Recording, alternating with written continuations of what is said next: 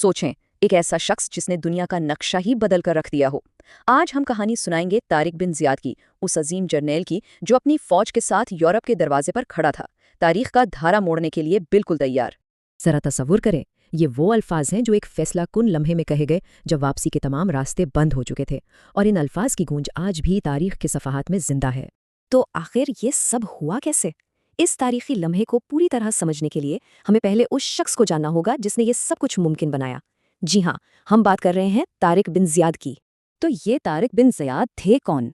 अच्छा, इनकी असल नस्ल के बारे में थोड़ी बहस तो है, लेकिन ज़्यादातर तारीखदान इस बात पर मुत्तफिक हैं कि वो एक बर्बर जनरल थे जो शुमाली अफ्रीका के उमवी गवर्नर मूसा बिन नसीर के मातहत काम करते थे।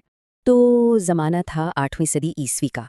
एक तरफ एक बहुत बड़ी सल्तनत थी जो फैलना चाहती थी, और दूसरी तरफ एक बादशाहत थी जो कमज़ोर हो रही थी, जो अंदरूनी लड़ाइयों में घिरी हुई थी।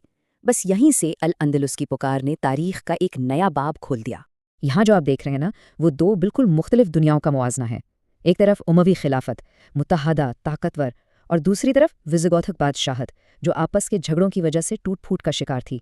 यानी एक तरफ ताकत और दूसरी तरफ कमज़ोरी। अच्छा, एक कहानी ये भी है कि काउंट जूलियन नामी एक अमीर ने उमवियों से मदद मांगी थी क्योंकि बादशाह रोड्रिक ने उसकी बेटी के साथ बुरा सलूक किया था। अब देखिए, ये कहानी शायद सच ना हो, लेकिन इससे एक बात तो साफ जाहिर होती है कि विज़िगोथिक हुक्मरानों में आपस में कितनी फूट थी, जिसकी वजह से यह हमला मुमकिन हुआ।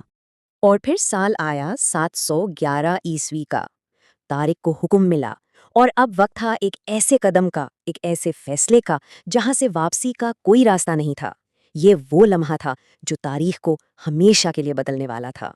सिर्फ 7,000 सिपाही, सोचें जरा। तारिक ने तकरीबन 7,000 सिपाहियों की फौज के साथ समंदर पार किया, जिनमें ज्यादातर बर्बर थे, और वो जिस पहाड़ पर उतरे वो आज उन्हीं के नाम से जाना जाता है, जबल तारिक, जिसे हम जिब्राल्टर कहते हैं। और यहीं पर तारीख का वो मशहूर तरीन वाक़या पेश आता है, वो लेजेंड जिसके बारे में सबने सुना है। तारिक ने अपनी फौज को हुक्म दिया कि वो अपनी कश्तियां जला दें।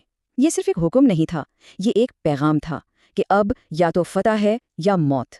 लेकिन एक दिलचस्प बात यह है कि कश्तियों को जलाने का ये वाक़या, इसका जिक्र तारीख की किताबों में कई 100 साल बाद मिलता है। लेकिन चाहे ये कहानी सच हो या ना हो, इससे एक बात तो बिल्कुल साफ है, ये उस मुहिम के जज्बे को बेहतरीन तरीके से बयान करती है कि अब पीछे मुड़कर देखने का कोई ऑप्शन था ही नहीं। अच्छा, तो विज़िगोथिक बादशाह रोड्रिक भी अपनी पूरी फौज लेकर इस हमले को रोकने के लिए निकल पड़ा, और फिर ग्वाडलेट के मैदान में दोनों फौजें आमने सामने थीं। ये वो जंग थी जिसने पूरे खित्ते का मुस्तकबिल तय करना था।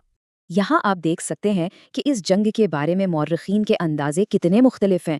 आज के मौरखीन कहते हैं कि फ़ौजें छोटी थीं, जबकि पुरानी किताबों में लाखों का जिक्र है। लेकिन एक बात पर सब मुत्तफिक हैं, नतीजा एक ही था, तारिक बिन जियाद की एक ज़बरदस्त फैसला कुन फतह। तो सवाल ये है कि ये फतह हुई कैसे? देखिए, इसकी कई वजूहात थीं। विज़िगोथिक्स आपस में लड़ रहे थे। कुछ लोग तो कहते हैं कि रोड्रिक के मुखालिफिन मैदान जंग से ही भाग गए थे।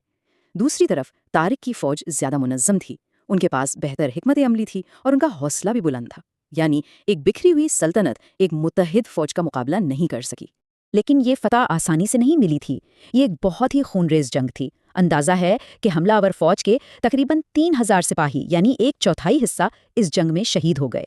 ग्वाडलेट की जंग में शिकस्त सिर्फ एक फौज की हार नहीं थी, ये एक नई सल्तनत के सूरज के तुलू होने का ऐलान था। इस एक फतह ने मुसलमानों के लिए पूरे स्पेन के दरवाजे खोल दिए, और उसके बाद जो फतूहात हुई वो इतनी तेजी से हुई कि दुनिया हैरान रह गई।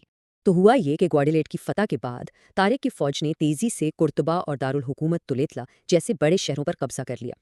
फिर 712 में उनके कमांडर मूसा बिन नसीर भी मजीद 18,000 फौज लेकर पहुंच गए, और दोनों ने मिलकर बहुत ही कम वक्त में पूरे जजीरा नुमा को उम्विया हुकूमत के तहत ले आए, और यूं अल अंदलुस की बुनियाद रखी गई जो सदियों तक यूरोप में इल्म सकाफत का मरकज़ बना रहा। और एक और अहम बात यह है कि हर शहर को जंग से फतह नहीं किया गया। बहुत से शहरों ने मुआहदे करके हथियार डाल दिए। उसके बदले में वहाँ के मकामी लोगों को अपनी हुकूमत और मजहब पर अमल करने की इजाज़त दी गई, बस उन्हें टैक्स देना होता था। इससे जाहिर होता है कि इनका मकसद सिर्फ तबाही फैलाना नहीं था, बल्कि एक मुस्तहकम हुकूमत कायम करना था।